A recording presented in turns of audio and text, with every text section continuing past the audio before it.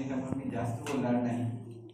विचार मंचावरचे सगळे मान्यवर अंजलीताई आहेत, ओपुसकर आहेत, प्रदीप कांबळे आहेत, नेरकर आहेत, पाटील आहेत आणि म्हणजे अनमान्य अजूनही चालणारे आमचे पारखेसर आहेत. मला वाटतं 20-25 वर्ष झाली असतील की 25 वर्षापूर्वी अगदी प्राथमिक अवस्थेत एक चर्चा झाल्या, छोटे छोटे कार्यक्रम होते. तेव्हा आमच्या चर्चेचा हा जसं की काय करायचं मोठं, तर प्रत्येकाचं गाव त्याच्यापेक्षा एक वेगळा संदर्भ घेऊन कवितांचं गाव करूया. त्यावेळी आणखी एक संकल्पना सांगितली होती की सगळ्या मराठीतील प्रकाशित होणाऱ्या कविता आपण इथं संकल्पित करू की कुणालाही संदर्भ लागला कवितेचा तर तो इथं मिळाला. आणि आपणही आवाहन करूया की प्रत्येकानं आपला कविता संग्रह प्रकाशित झाला की एक प्रत इथं पाठवून द्यावी. म्हणजे हा कवितेचा कोश हल्ली काळात मला वाटतं की हा संकल्प इथं हातात घ्यावा आणि उत्साही वगैरे सरकारी असं होण्यापेक्षा आपण आपल्या पद्धतीने काम करत राहूया आणि आपण समृद्ध होत राहूया. कारण आता मागाशी सांगितलं की अंजलीताईंनी छान सांगितलं, कोलेंनी सांगितली, त्यांनी थोडंसं काटेरी शब्दात कविता समजावून सांगितलं, आमच्या कोकणकरांनी त्याच्यावर छान उत्तर घातली आणि अंजलीताईंनी तर अजून उमाळ्याची येणारी कविता याबद्दल खूप छान काही सांगितलं. मला नेहमी वाटतं की कविता ही नदीसारखी असते, सगळ्यांची कविता चांगली असते, पण आपल्याला पहिल्यांदा काय वाटतं की आपली कविता खूप छान आहे.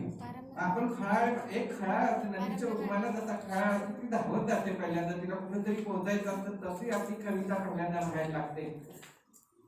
असतील तिच्यामध्ये काही कृती, काही कमतरता असतील, आपणही नवथर असतो कवी म्हणून कदाचित त्यावेळी, पण नंतर कविता वाहताना थोडीशी विस्तारते, तिला दोन किनारे लागतात. नदीसारखी ती इतर संस्कृती, माणसं, त्यांची सुख दुःख, त्यांच्या वेदना व्यथा ही सगळ्यांना हळूहळू एकत्रित करायला लागते, थोडीशी जाण तिला यायला लागते. आणि नंतर मात्र सुद्धा परिघ मोठा विस्तारतो जेव्हा ती समुद्राला भेटायला नदी जाते ना, तेव्हा आपणही वयाच्या एका टप्प्यावर आलेला असतो, कुठेतरी आपल्या मनाचा खोलतळ आपल्याला जाणवत असतो, आपल्या दुःख आपल्याला त्यावेळी कळालेल्या असतात. मग त्या सगळ्या जगण्यातल्या असू देत, कवितेतल्या असू देत, सगळ्याच भूतालातल्या असू देत, तेव्हा कुठेतरी कविता ही जाणती होते असं मला वाटतं. त्यामुळं आपण सगळ्यांनी कविता लिहिताना काही गोष्टी ह्या नेहमी लक्षात ठेवूया. मी ठेवूया म्हणतो, ठेवा असं म्हणत नाही, का आपण सगळे बरोबर असणे हे सगळ्यात जास्त महत्वाची गोष्ट आहे समाजाला नेमका. जेव्हा आमचे पाय जमिनीवर तुटतात ना, तेव्हा कुठेतरी मग मकार निर्माण होतो, अहम निर्माण होतो. हा अहम शेवटपर्यंत कविता जेव्हा निर्माण होऊ देता, कारण जर जमण्याचं सूत्र ठेवलं तर त्याची कविता आपोआप प्रगल्भ होत राहते मला म्हणतात, कारण ती सगळ्यांना सामावून घेत जाणारी कविता असते. माझी कविता न पाहता ती सगळ्यांची कविता जेव्हा बनेल ना, तेव्हा ती कविता सतत असेल. आणि प्रत्येक कवीला एक आपली शैली सापडायला पाहिजे. प्रत्येक जेव्हा माझे कुणी वाचली तर समजायला पाहिजे, अरेच्या ही मनीषा शेटार यांची कविता आहे, अरेच्या ही प्रदीप कांबळे यांची कविता आहे, अरेच्या ही अंजली ढमाळ्यांची कविता आहे. ही अदृश्य सही निर्माण होण्याची ताकद तुम्हाला निर्माण करावी लागेल आणि त्याच्यासाठी खूप अभ्यास करावा लागेल. पूर्वसरींची कविता वाचायला लागेल, कुठेतरी आपल्या मनातला प्रवाह बघायला लागेल, भोवताला काय घडतं ते बघायला लागेल. कुठलंही एक लक्षात ठेवा की एका कोणात तुम्ही बघू नका, प्रत्येकाला कोलाच असतो. अनेक अंगातले आपण जेव्हा एखाद्या घटनेकडे बघतो ना, तेव्हा मग स्वतः आपल्या मनातलं जे चिंतन होतं त्या चिंतनाची कविता होते. एक जण म्हणतो म्हणून तसं नसतं, किंवा दुसरा म्हणतो म्हणूनही तसं नसतं. जेव्हा तुमच्या मनाला वाटेल नाही असं आहे, तेव्हा ती कविता असते असं मला नेहमी वाटतं. त्यामुळे सगळ्यांनी कविता लिहित राहणं हा सगळ्याचा आनंद. आणि जेव्हा खरंच आपल्याला आनंद वाटला म्हणजे आपण कविता लिहिली येतात आणि तो वाटतो, ही एक वेगळी संवेदनाची अवस्था असते कविता लागली की खरंच आपण खूप काही छान लिहिलेलं असतं असं जेव्हा वाटतं ना, तेव्हा कवीला सुद्धा स्वतःला जोड येत नाही, पण तो एक वेगळा आनंद त्याच्यात निर्माण झालेला असतो. असा वेगळा आनंद निर्माण होईपर्यंतची कविता तुम्ही सतत लिहित राहावं असं मला वाटतं. अनेक कविता आहेत, सध्या अनेक कवी संमेलन होत असतात.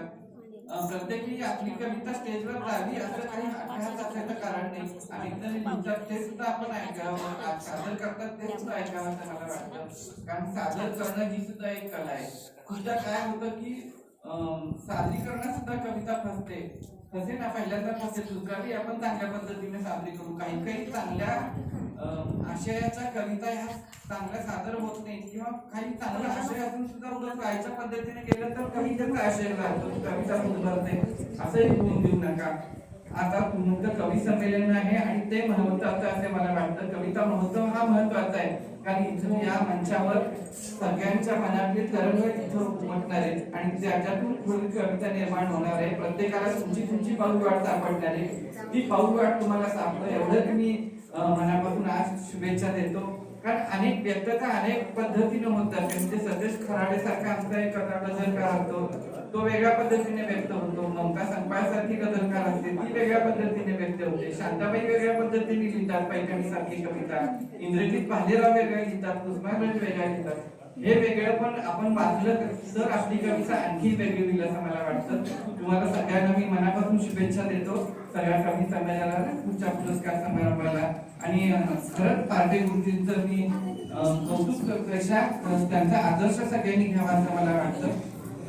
सरकार काय करेल याच्यासाठी आता मला वाटतं की आपण फार काही थांबावं असं काही वाटतं नाही. सरकार काही वेगळंही करू शकेल, त्यामुळे त्याचं दुःख आणि सुख दोन्हीही आता आपण सोडून द्या. कारण एखाद्याला दुसरं गाव कवितांत म्हणून जाहीर करेल तर केवढं म्हणून ह्या गावाची महती कमी होणारी अशातला भाग नाही. आपण त्याच्यापेक्षा सरळ किंवा चांगल्या कवितेच्या दृष्टीने समृद्धपणा येण्यासाठी काय करणार आहोत हे महत्वाचं आहे. म्हणून मी तुम्हाला हा उपक्रम सुचवला की आपण अशा पद्धतीचं काम करूया की इथे कविताचं एक मोठं ग्रंथालय असं निर्माण करू की सगळी मराठीतली कविता जगातवाडीत मिळायला पाहिजे. कुणाला अभ्यास करायचा झाला तर त्यांना ते शोधायचं जगातवाडीत द्यायला पाहिजे, तेव्हा ते खरं कवितांचं गाव असेल मला वाटतं.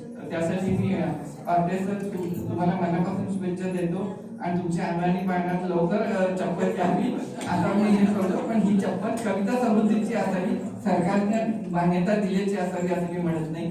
धन्यवाद.